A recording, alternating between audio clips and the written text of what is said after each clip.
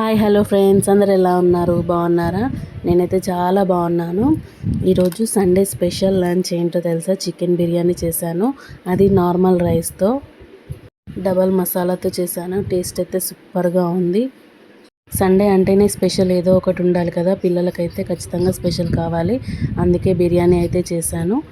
ఈ వీడియో కనుక నచ్చితే ఖచ్చితంగా ఒక లైక్ చేసి సబ్స్క్రైబ్ చేసుకోండి. అలాగే మీ ఇంట్లో సండే స్పెషల్ ఏం చేసుకున్నారో కామెంట్ బాక్స్లో కామెంట్ చేయండి.